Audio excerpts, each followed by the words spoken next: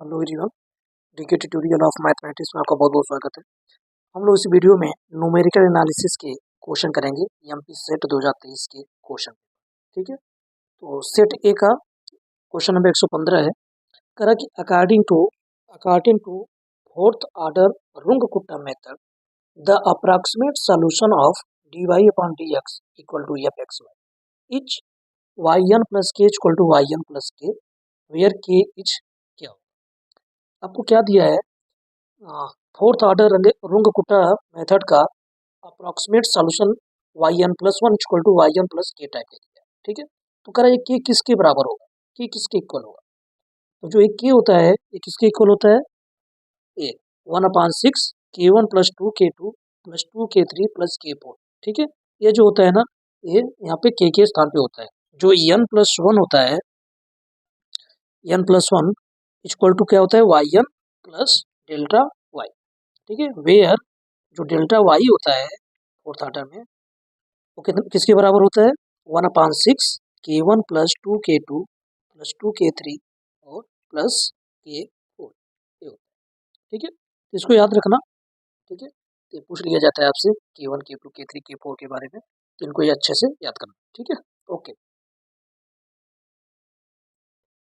इस क्वेश्चन की अगर बात करें, करा कि the Newton Raphson iteration formula xn plus one equal to 1/2 xn 3 minus axn का square can be use to compute the inverse of A, cube root of A, square root of A कि inverse square root of A.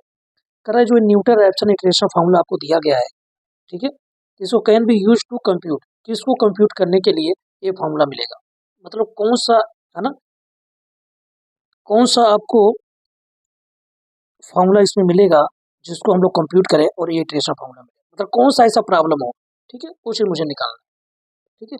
तो actually capital A में relation निकालना है, तो इसको निकालते हैं अच्छे से। क्या करना है इसको क्वेश्चन को सॉल्व करने के लिए, मान लेता हूँ कि जो एक्सन सीक्वेंस है वो कन्वर्ज कर रहा है किसको? अल्फा को। तो एक्सन प्लस वन किसको कन्वर्ज करेगा? ये भी अल्फा को कन्वर्ज करेगा, सीक्वेंस है। तो यहाँ पे रख दो आप इसके न्यूटन रैप्सन इटरेशन फार्मूला में। तो ये alpha equal to 1/2 alpha 3 minus A alpha का स्क्वायर। यहाँ से क्या मिलेगा? ये अल्फा अल्फा कट जाएगा, तो 1 बराबर 1/2 3 माइनस ए अल्फा स्क्वायर। ये 2 1 जा 2 बराबर 3 माइनस ए अल्फा स्क्वायर। ये माइनस ए अल्फा स्क्वायर इधर आएगा तो प्लस ए अल्फा स्क्वायर, और 2 उधर जाएगा तो 3 में से 2 गया, ये बचेगा। तो यहाँ से अल्फा स्क्वायर बराबर कितना आएगा? 1/a। तो 1 इम्प्लाइज अल्फा बराबर 1/√a। तो ये किसको, इसका मतलब ये क्या है? स्क्वायर रूट ऑफ ए, ठीक है। तो और क्या है? स्क्वायर रूट ऑफ ए का इनवर्स है, ये स्क्वायर रूट है किसका? ए का, और उसका क्या लगा है? 1 लगा है, इसका मतलब क्या है? इनवर्स है, ठीक है।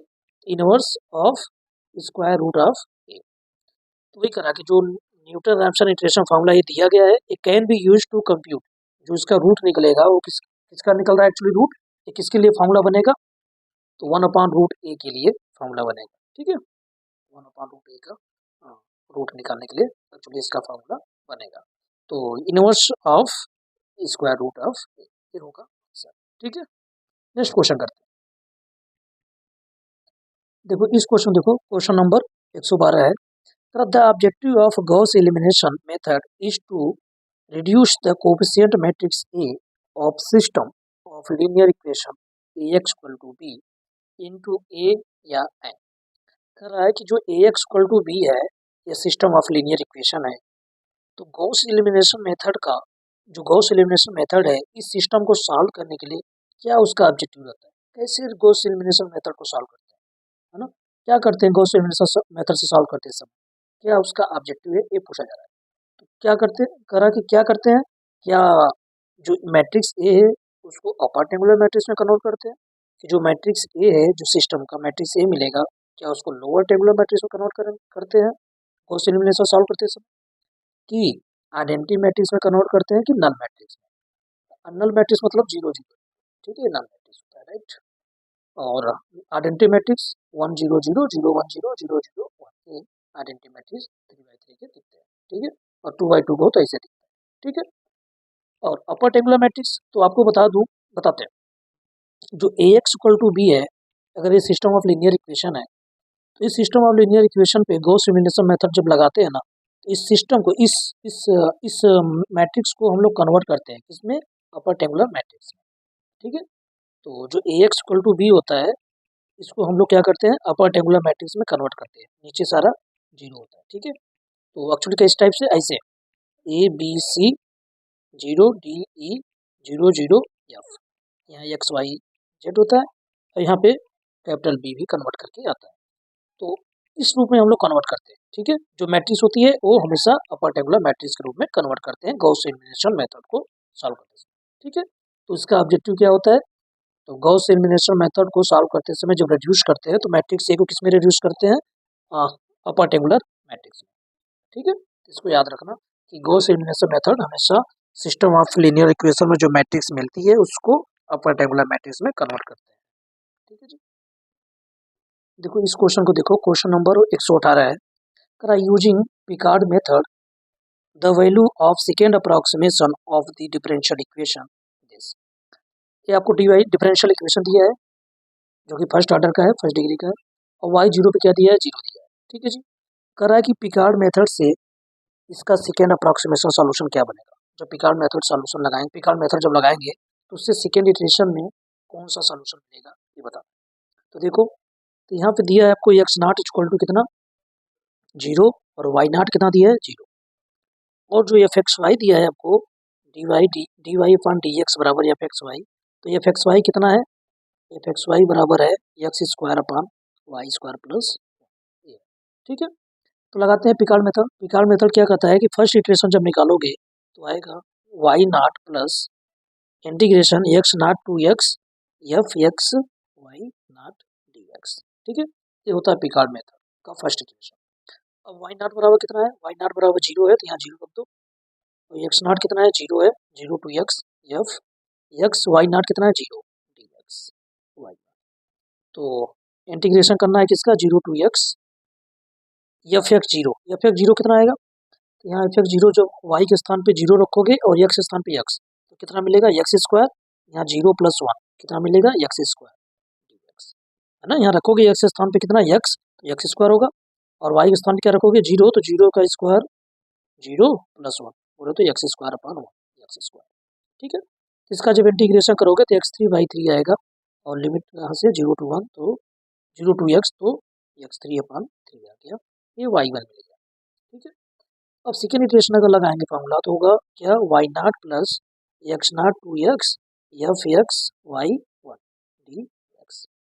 वाई नॉट कितना है, जीरो है, यहाँ जीरो रखोगे तो जीरो हो जाएगा, और एक्स नॉट कितना है, जीरो है, तो zero to x f x y one कितना मिला है, एक्स थ्री बाई थ्री, तो यहाँ x three by three d x, ये वाई टू, तो रख दो फंक्शन में। फंक्शन आपका क्या है, एफ एक्स वाई बराबर ये है, तो एक्स स्थान पे एक्स रखोगे तो एक्स स्क्वायर मिलेगा, जीरो टू एक्स क्या मिलेगा, एक्स स्क्वायर, नीचे तो नीचे मिलेगा वाई के स्थान पे एक्स क्यू बाई थ्री रखना है, एक्स क्यू बाई थ्री, इसका होल स्क्वायर प्लस वन।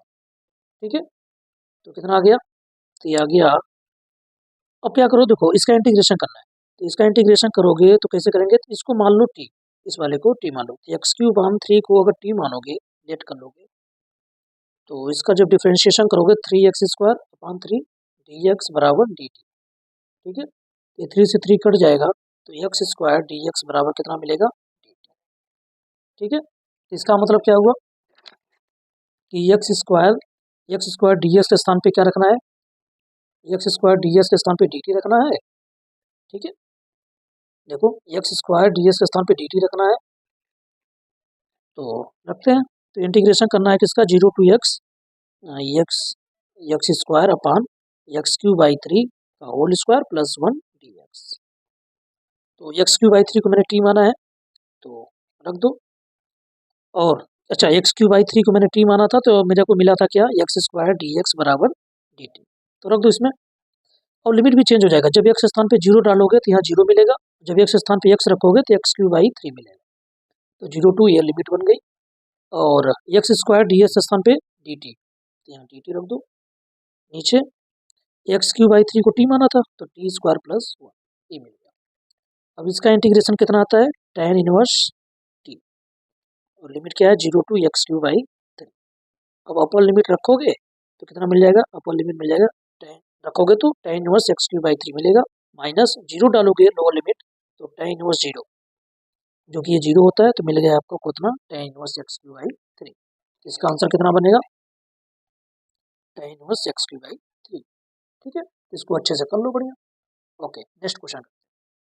इस क्वेश्चन को देखो, क्वेश्चन नंबर 117 है, करा कि the value of summation i = 1 to 5 del square f i किसके बराबर होगा, किसके बराबर, किसके बराबर है ना, चार ऑप्शन इसमें अच्छे से दिया हुआ है। ठीक है, करते हैं। तो समेशन देखो इसको कैसे लिख दो, समेशन i = 1 है, 5 है, इसको del del delta delta f i लिख दो। ठीक है, डेल डेल फाई। अब देखो आपको बता दूं del f x i equal to होता है क्या, f x i plus 1 minus f x i, इसके बराबर होता है। ठीक है, इसको याद रखना। तो डेल एफ आई बराबर होगा summation i equal to 1 to 5 del, इसको लिखोगे f i plus 1 minus f i लिखोगे। ठीक है, अब इसको करते हैं।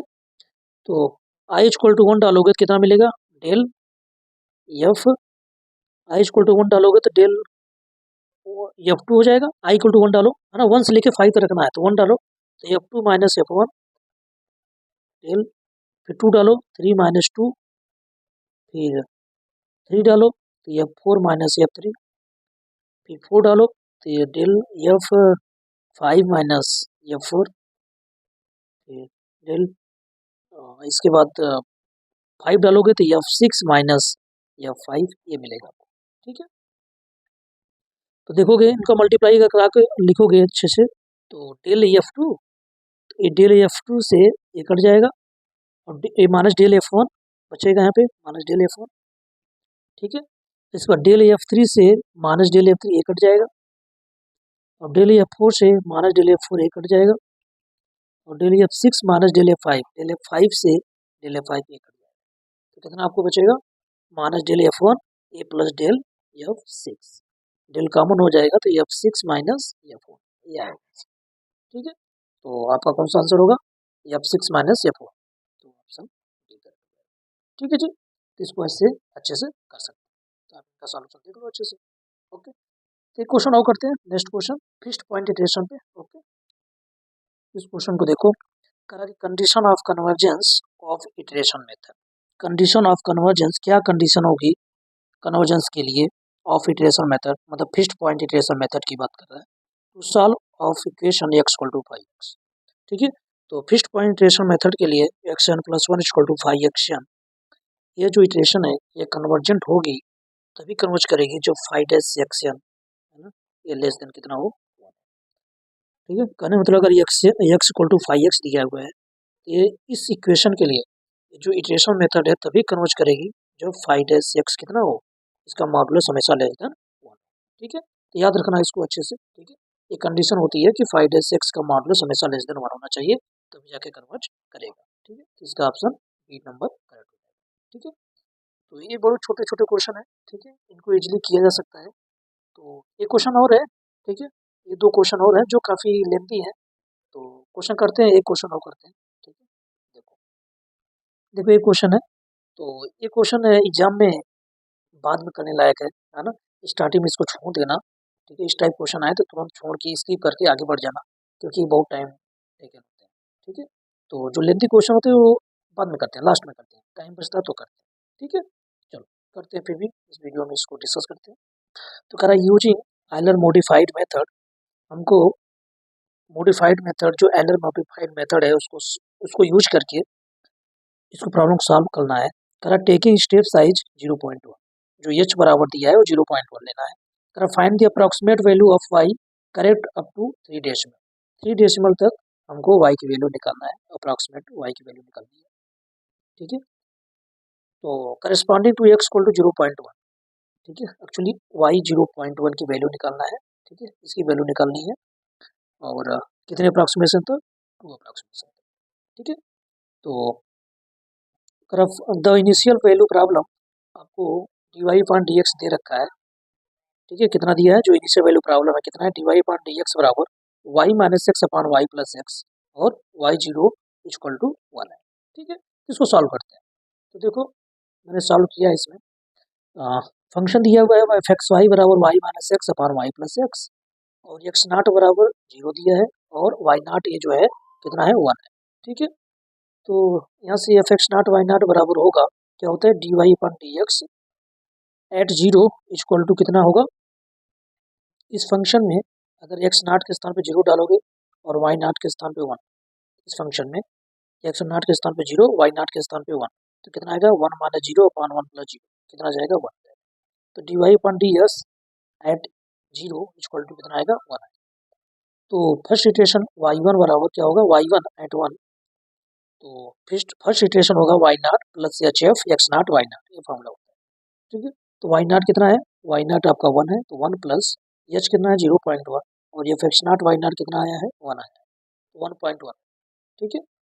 अब D Y upon D X है ना एट 1, तो कितना होगा एफ एक्स वन और वाई वन फर्स्ट इटरेशन, ठीक है, वाई वन, तो एफ 0.1 एक्स वन कितना आया है 0.1 होगा, कैसे, क्योंकि X one equal to X naught plus H होता है और एक्स नाट कितना 0, एक्स नाट कितना 0 और एच कितना है 0.1, एक्स वन कितना जाएगा 0.1, तो एक्स वन के स्थान पे 0.1 और फर्स्ट इटरेशन का कितना निकल के आया है 1.1, तो ये रख दो फंक्शन में इस वाले में, वाई के स्थान पे 10 और एक्स के स्थान पे 10, तो ये निकल के कितना आएगा 10/12, ठीक है।